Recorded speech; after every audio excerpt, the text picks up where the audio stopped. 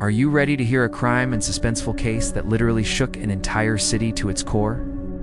And to this day, it remains one of the most well-known murders in American history.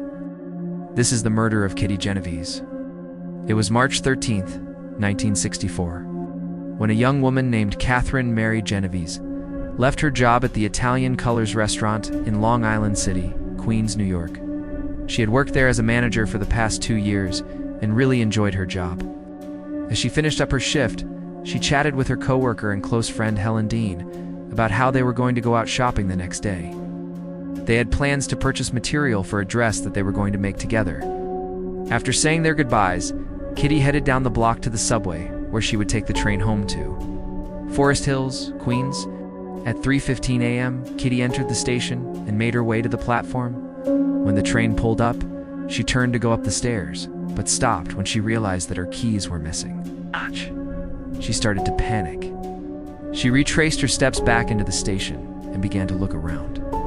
One of the station employees, Wesley, saw what was happening and offered to help her search for them. While he did that, Kitty decided that she would head home and get her other set of keys. She thanked Wesley and then exited the station. Just after midnight, Kitty was on the street in Queens. She cut through an alleyway that ran between 2nd and 3rd Streets, and just after passing under the elevated subway tracks, she was approached by a man who had been hiding in the shadows. He asked her if she could help him with something, and when she said yes, he grabbed her and plunged a knife into her abdomen. The attack was sudden and unexpected, and Kitty fell to the ground in pain. The man yanked her dress up and sexually assaulted her. When he was done, he checked to see if she was still alive, turned her over, and began to strangle her with her own belt. He attacked her so viciously that her dentures came out of her mouth and were knocked into the sewer drain nearby. When he was sure that she was dead, the killer dragged her body further down the alley, propped her up against the wall, and fled the scene. For the next 35 minutes, Kitty lay dying in the alley. During this time, a total of 38 people walked past her body without stopping. Just before sunrise, 27-year-old motiveless Michael Pellicou found Kitty's body while he was taking his dog for a morning walk. He immediately called the police, who arrived on the scene at 6:15 a.m. Paramedics attempted to revive her, but she was pronounced dead a short time later. The news of Kitty's death spread like wildfire. People couldn't believe that someone could be so cruel as to attack such a lovely girl. If you ask anyone who lived in New York at the time, they would tell you that Kitty was beautiful. She was only 28 years old and had her whole life ahead of her. She was engaged to a man named Danny, who she planned to marry in June. Her friends described her as being very caring, someone who always put others before herself. From all accounts, she was extremely friendly. As the police began to investigate her murder, more details started to come out, details that shocked the entire city. One of the most shocking pieces of information was the fact that Kitty may have been the victim of a series of attacks. Since January of 1964, there had been 7 attacks in the area where women had been stabbed and sexually assaulted. Police Commissioner Howard R. Leary Jr. even stated that he believed that these 8 attacks were definitely the work of the same person. However, because there had been no fatalities, the public didn't really pay much attention. The attack on Kitty changed everything. Within days of her funeral, thousands of people took to the streets of New York, protesting the city's high crime rate. People were also angry at the fact that 38 witnesses had seen Kitty lying in that alley, and not one person had stopped to help her. A reporter for the New York Times wrote the failure of any bystander to come to the aid of Miss Genovese, who lay, bleeding and apparently dying in full view of many persons, was seen as symptomatic of a growing callousness in the city. But the strangest part of the story is that many people claim to have witnessed Kitty's murder, but the police claim that this is not true. According to the police, there were only 3 witnesses. The first witness was a man named Carl Cooper.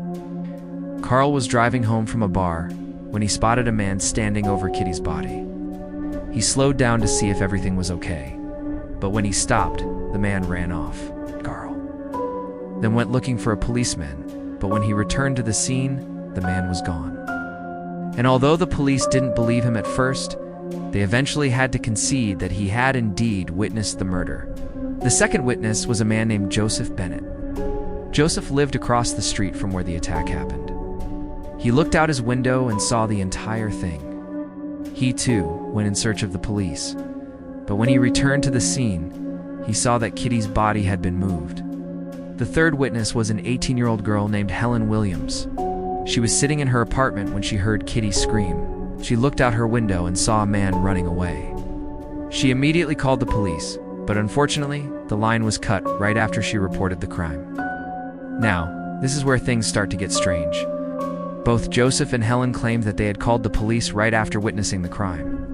But when the police checked the records, they discovered that there were no calls reporting a murder. Furthermore, they checked the phone lines and discovered that Helen's line had never been disconnected. So who was telling the truth? We don't know. However, we do know that following the publication of the initial New York Times article, hundreds of people came forward claiming that they had witnessed the murder. These people gave similar details to the police, saying that they had seen a man running from the scene of the crime, yet no one had thought to report this to the police initially. To this day, investigators are unsure if these people were lying, or if they had genuinely witnessed the crime but forgot to mention it until the story hit the newspapers.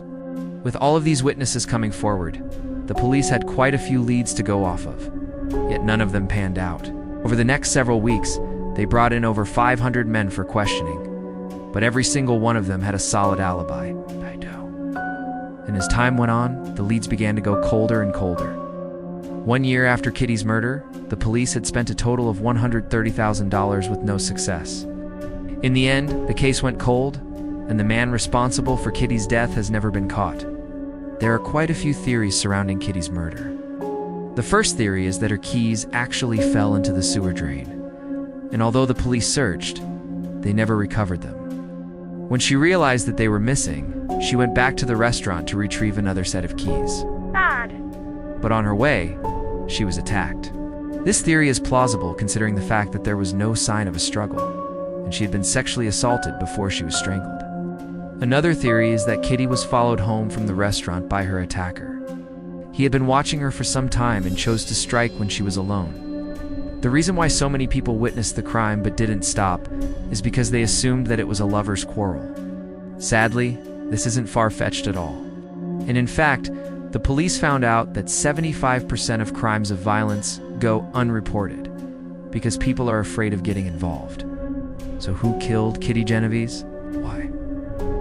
Unfortunately, we may never know the answer to this question. Her killer was never caught, and the evidence in the case has long since gone cold. All we can do is remember her for the kind, caring person that she was. If you're interested in hearing other cases like this one, then stay tuned. As always, I'd like to thank you for watching.